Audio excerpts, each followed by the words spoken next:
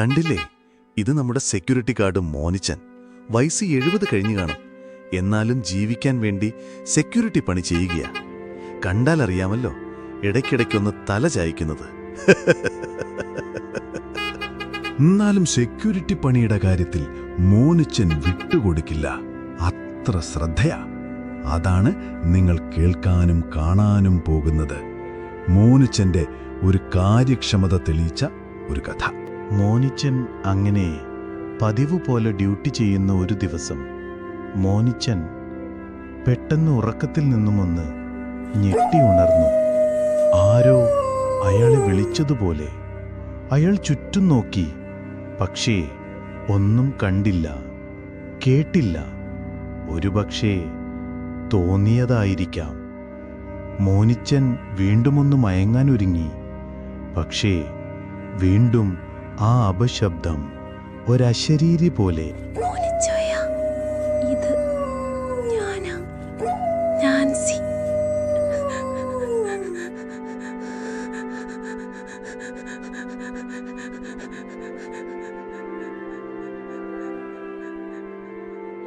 ഞാനിവിടെ തന്നെയുണ്ട്. ഇതിന്റെ പിറകിൽ, ആ ഇരുട്ടിൽ, ആ കാണുന്ന ശവന്തേനി ഉറുമ്പുകളെ കാണുന്നില്ലേ? അതിന്റെ പിറകെ വാ. ആ വലിയ തൂണിന്റെ അടുത്തുവരെ. എന്നെ അവിടെ കാണാം. അങ്ങനെ മോനിച്ചൻ ചുറ്റും കറങ്ങി നോക്കി. അശരീരിയാണെങ്കിലും അഥവാ സ്വപ്നത്തിൽ കണ്ടതാണെങ്കിലും വെറുതെ ഒന്ന് കറങ്ങി വീണ്ടും തിരിച്ചു വന്നു. അപ്പോഴാണ് മോനിച്ചന് ആരോ പിറകിലുള്ളതുപോലെ തോന്നിയത്. ഒരു തണുത്ത അന്തരീക്ഷം, ഒരു പ്രേതാത്മാവ് പിറകെയുള്ളതുപോലെ. വീണ്ടും ആ ശബ്ദം ചെവിയിൽ ആരോ പറയുന്നത് പോലെ. മോനിച്ചോയ, ഇത് ഞാനാ, നാൻസി.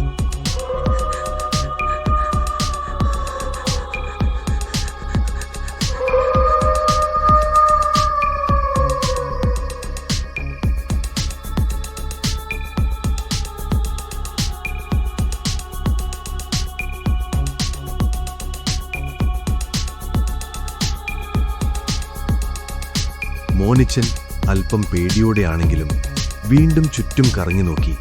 ഒരു തണുത്ത അന്തരീക്ഷം, പല സ്ഥലത്തും വെളിച്ചക്കുറവുണ്ട്. ഭയം ഉള്ളിലൊതുക്കി അയാൾ നടന്നു. ആ പരിസരം അയാൾക്ക് പരിചയമുള്ളതാണ്.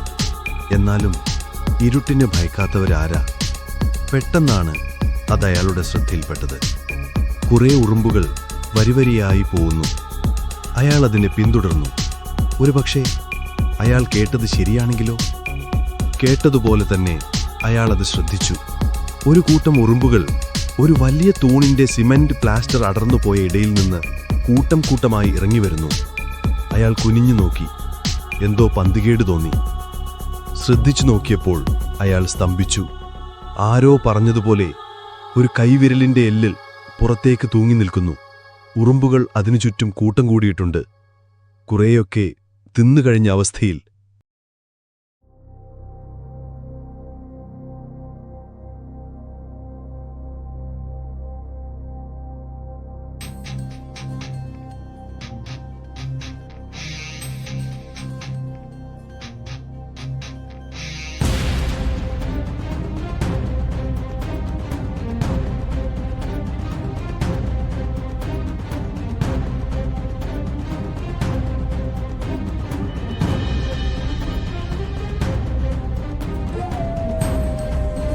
മോനിച്ചോയ, ഇത് ഞാനാ, നാൻസി.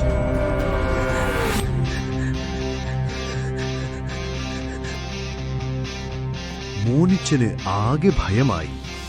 അയാൾ ഒറ്റയ്ക്കാണ്. അതേ അവസ്ഥ, തണുത്ത കാറ്റും കൂടെ ആരോ പിറകിലുണ്ടെന്ന തോന്നലും. എന്തു ചെയ്യണമെന്നറിയാതെ പരിഭ്രമിച്ചു.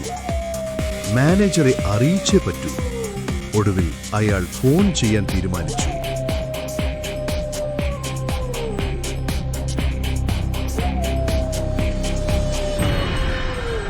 ഹലോ, ആരാ?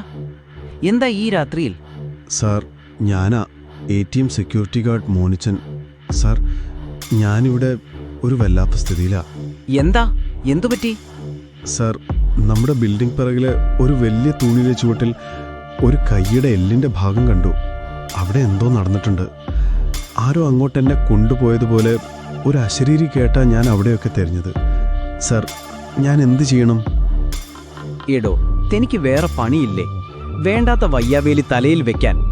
പോലീസ് അറിഞ്ഞാലുണ്ടല്ലോ, പിന്നെ സ്റ്റേഷനിൽ കയറി ഇറങ്ങാനേ സമയമുണ്ടാകൂ. താനൊന്നും അറിഞ്ഞില്ല, കണ്ടില്ല. മനസ്സിലായോ? സാർ, അവിടെയൊക്കെ CCTV ഉണ്ട്. ഞാൻ പോയത് കണ്ടു കാണും.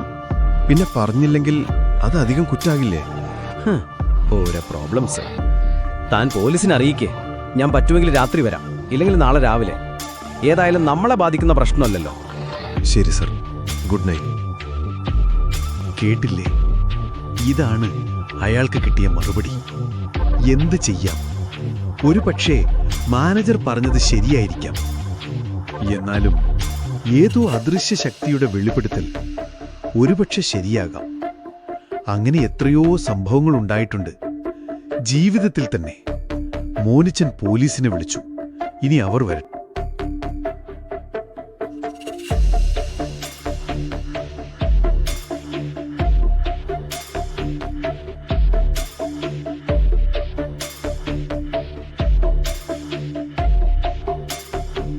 മോനിച്ചന്റെ ഫോൺ കിട്ടിയ ഉടനെ പോലീസ് എത്തി. നാട്ടിലെവിടെയും ഇപ്പോൾ ഇത്തരം സംഭവങ്ങൾ കൂടി വരുന്നു. പോലീസിന് എപ്പോഴും വല്ലാത്ത പ്രഷർ തന്നെ. ക്രൈം സീനിലെത്താൻ വൈകിപ്പോയാൽ പ്രശ്നം. കുറ്റവാളിയെ പിടിച്ചില്ലെങ്കിൽ എല്ലാം അവരുടെ തലയിലല്ലേ. അപ്പോ വൈകരുതല്ലോ. അവരിതാ എത്തിക്കഴിഞ്ഞു. മോനിച്ചനുണ്ടായ സംഭവമെല്ലാം വിശദമായി പോലീസിനോട് പറഞ്ഞു. പോലീസിന് അത്ര വിശ്വാസം വന്നില്ല. മനുഷ്യന്റെ വിരലിന്റെ എല്ല് കണ്ട സ്ഥിതിക്ക് അവർ അങ്ങോട്ട് തിരിച്ചു, കൂടെ മോനിച്ചനും. അവർ അവിടെ വിശദമായി പരിശോധിക്കാൻ തുടങ്ങി.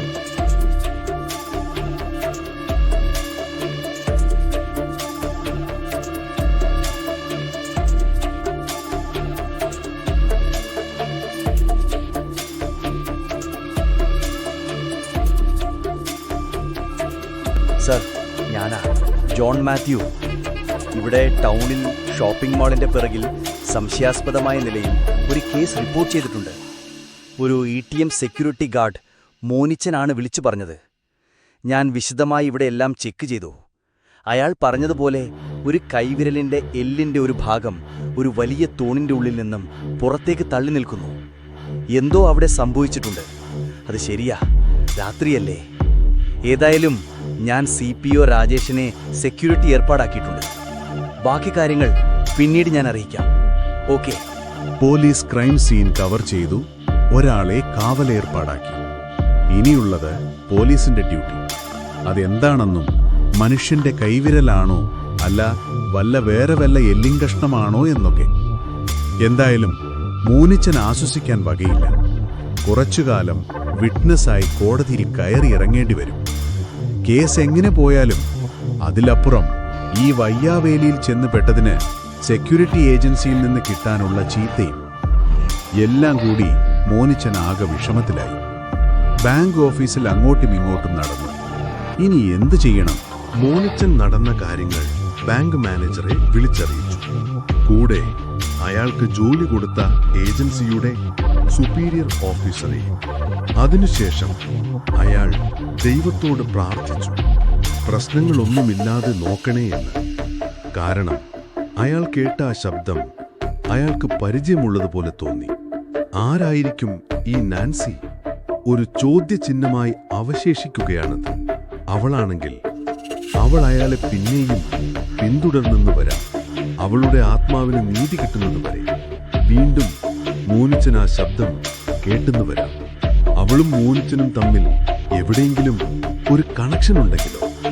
അതുകൊണ്ടാകാം അവൾ അയാളെ സമീപിച്ചത്.